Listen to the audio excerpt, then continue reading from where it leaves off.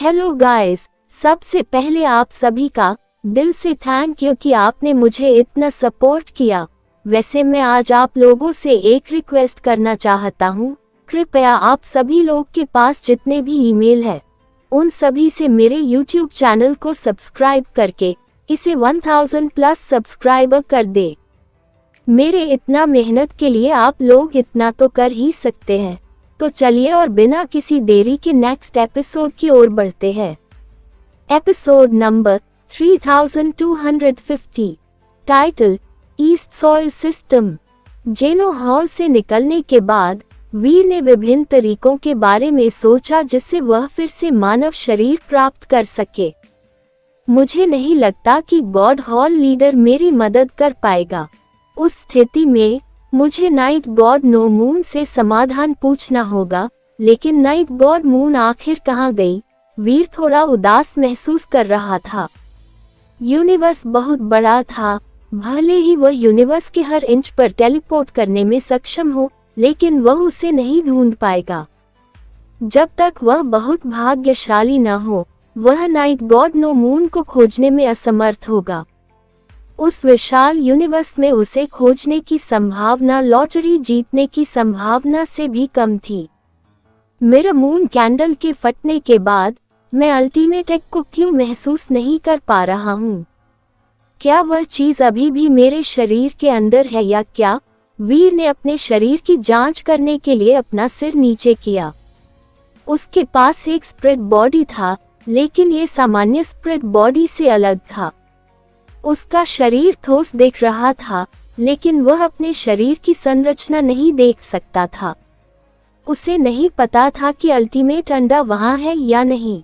वीर ने कई बार अपने स्प्रिट बॉडी को महसूस करने की कोशिश की, लेकिन उसे कोई अनुभूति नहीं हुई। बड़े विस्फोट के बाद उसके शरीर के तत्वों में कोई बदलाव नहीं आया था। वीर बहुत उलझन में था। अगर वह गॉड स्प्रिट नहीं बनता तो वह एक मरे हुए आदमी की तरह होता।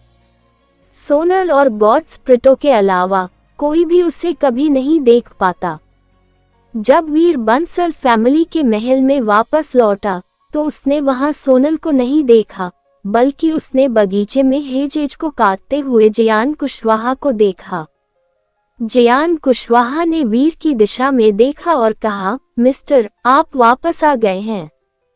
क्या तुम मुझे देख सकते हो? वीर को ये सुनकर बहुत आश्चर्य हुआ।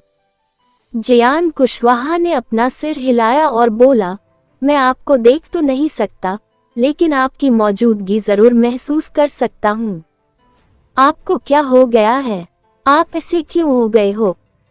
वीर थोड़ा निराश था। जयान कुशवाहा बहुत ताकतवर था और उसकी मौजूदगी को महसूस कर सकता था, लेकिन बस इतना ही। जयान कुशवाहा उसे देख नहीं सकता था और न ही उसकी आवाज सुन सकता था। वीर ने कहा, मैंने एक स्प्रिट बॉडी धारण कर लिया है। मेरे पास अब वास्तव में कोई शरीर नहीं है। जयान कुशवाहा अब वीर की आवाज नहीं सुन सकता था, लेकिन उसे लगा कि वीर की इच्छा बदल गई है। उसने महसूस किया कि वीर क्या व्यक्त करने की कोशिश कर रहा था। मैं समझ गया। अतीत में मैं हमेशा प्राणियों के स्प्रिट बॉडी को महसूस करने में सक्षम था, लेकिन मैं वास्तव में उनके अस्तित्व को कभी नहीं देख पाया। ये पहली बार है जब मैं किसी आत्मा से सीधे संवाद करने में सक्षम हुआ हूँ। कुछ देर सोचने के बाद जयान कुशवाहा ने पूछा, मिस्टर, क्या मैं आपकी स्थिति में आपकी मदद करने के लिए कुछ कर सकता हूँ? कोई जरूरत नहीं है, तुम्हें बस अपना ख्याल रखना है। इतना कहकर वीर जाने के लिए तैयार हो गया। बस 1 मिनट रुकिए, मिस्टर, जयान कुशवाहा ने वीर को रोका। मेरे दिमाग में एक उपाय आया है जो आपकी मौजूदा परेशानी को दूर करने में आपकी मदद कर सकता है। वीर ने रुककर पूछा, यह क्या है? जयान कुशवाहा ने रुककर कहा, ईस्ट सॉइल सिस्टम में एक ग्रह है जिसे डे कहा जाता है। वहाँ एक टूटा हुआ गॉड टेम्पल है। अगर आप वहाँ जाओ तो शायद आपको कुछ ऐसा मिल जाए जो आपकी मदद कर सके। एक टूटा हुआ गॉड टेम्पल, वहाँ अंदर क्या हो सकता है? वीर निस्संदेह इस संभावना के बारे में उत्सुक था। जियान कुशवाहा ने कहा, ईस्ट सॉइल सिस्टम प्राचीन काल से चला आ रहा है। प्राचीन काल के अंत में ये खंडहर से ज्यादा कुछ नहीं रह गया था। वहाँ सभी जीवन शक्तियाँ समाप्त हो गई हैं। वहाँ किसी भी ग्रह पर कुछ भी नहीं रहता है और वहाँ बहुत ज्यादा भयानक रेडियोधर्मी प्रदूषण है। यहाँ तक कि गॉड्स पृथ्वी भी ऐसी जगह पर रहना पसंद नहीं करेगी। कुछ देर रुकने के बाद जियान कुशवाहा ने कहा, मैं अपनी तलवारबाजी की कला को अधिकतम करना चाहता था। मैं ईस्ट सॉइल सिस्टम गया और डे नामक ग्रह पर गया। मुझे एक जला हुआ और ढहा हुआ गॉड टेम्पल मिला। मैंने उस हालत में सिर्फ एक गॉड टेम्पल नहीं देखा था। ऐसा लग रहा था जैसे पूरे ग्रह को बारबेक्यू कर दिया गया हो। यह कोयले की बंजर भूमि से ज्यादा कुछ नहीं लग रहा था। लेकिन वहाँ गॉड टेम्पल के अंदर सिर्फ 3 या 4 दीवारें थीं और कई खंभे टूटे हुए थे और मुश्किल से खड़े थे। हालांकि एक दीवार के पीछे एक फूल था। मैं इसे देख तो पाया, लेकिन मैं इसे कभी छू नहीं पाया। वहाँ एक आत्मा पागलों की तरह घूम रही थी। मैंने लंबे समय तक इस पर शोध किया, लेकिन मैं इसके बारे में ज्यादा कुछ नहीं जान पाया। आप वहां जाकर क्यों नहीं देखते? मैं निश्चित रूप से नहीं कह सकता कि यह आपकी मदद करेगा, लेकिन एक मौका है कि यह हो सकता है। जियान कुशवाहा के शब्दों ने वीर में उम्मीद जगाए। वहां एक फूल था जिसे जियान कुशवाहा छू नहीं सकता था और वहां एक गिरा हुआ गॉड टेम्पल भी था। वहां एक रहस्यमय सिस्टम भी थी जिसे ईस्ट सॉइल सिस्टम के नाम से जाना जाता था। वे एक ऐसी रेसिपी के लिए मुख्य सामग्री थे जिसने वीर की जिज्ञासा को जगाया। गॉड टेम्पल अक्सर अविनाशी माने जाते हैं। गॉड टेम्पल को तोड़ने के लिए शक्ति बहुत ज्यादा होनी चाहिए। इसके अलावा वहां एक मूल ग्रह हुआ करता था और इस किंगडम वाले यूनिवर्स के मनुष्यों की शुरुआत वहीं से हुई थी। यह एक रहस्य था कि यूनिवर्स का वह पूरा क्षेत्र क्यों नष्ट हो गया। ऐसा प्रतीत होता है कि द स्टोरी ऑफ जीन और मूल जीन का जन्मस्थान वही स्थान था। वीर के पास करने के लिए कुछ भी बेहतर नहीं था, इसलिए वह ईस्ट सॉइल सिस्टम जाना चाहता था। वह देखना चाहता था कि इंसानों की उत्पत्ति किस जगह से हुई है। वह उस फूल को ढूंढना चाहता था जिसके बारे में जियान कुशवाहा बात कर रहा था। अगर वह उसे ढूंढने में असमर्थ होता तो भी कोई बात नहीं थी। वीर कुछ भी नहीं छू सकता था। उसने जियान कुशवाहा से उसके लिए कंप्यूटर चालू करने को कहा। उसे जल्द ही एक नक्शा मिल गया जो उसे ईस्ट सॉइल सिस्टम तक ले जाएगा।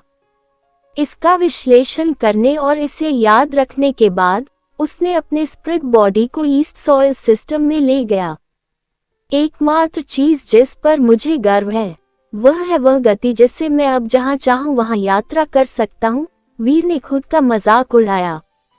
उसकी आंखें अचानक चमक उठी। अगर कोई भी प्राणी मुझे धमका नहीं सकता तो मैं 33 स्काइज में जाकर क्यों नहीं देखता कि एंडरसन सैनी क्या कर रहा है।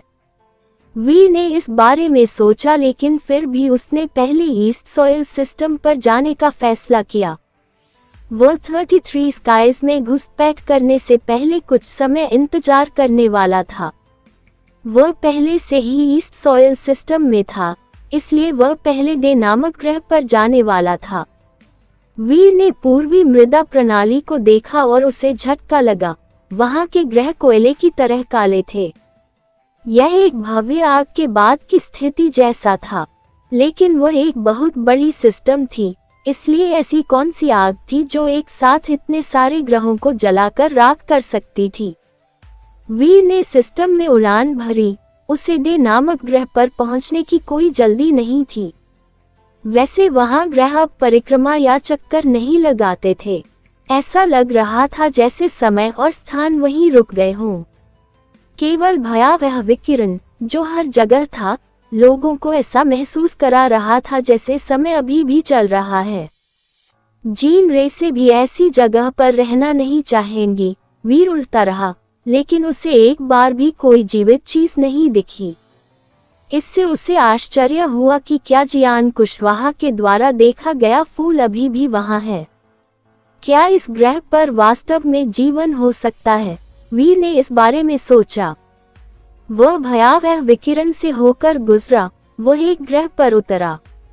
अगर कोई अल्टीमेट गॉड स्प्रिट जीन रेस यहाँ जाने का फैसला करती, तो डरावना विकिरण कुछ ऐसा होता जिसे वह भी अनदेखा नहीं कर पाती। फिर भी इसने वीर को जरा भी प्रभावित नहीं किया। क्या इस ग्रह का नाम डे है? वीर ने चारों ओर देखा। उसने पुष्टि की कि उसका स्थान सही था। वह ग्रह कोयले से ढका हुआ था। यह अज्ञात था कि यह पहले क्या था। इसके अलावा वहां बिल्कुल कुछ भी नहीं था। वीर ग्रह के चारों ओर उड़ता रहा। वह जियान कुशवाहा द्वारा बताए गए टूटे हुए गॉड टेम्पल का पता नहीं लगा सका, लेकिन अंततः उसे एक काले खंडहर पर 3 टूटे हुए काले खंभे मिले। वहां 2 टूटी हुई दीवारें भी थीं जो लगभग ढह चुकी थीं। वे 6 फीट ऊंची थीं। ये कल्पना करना कठिन था कि वहां पहले कोई गॉड टेम्पल रहा होगा।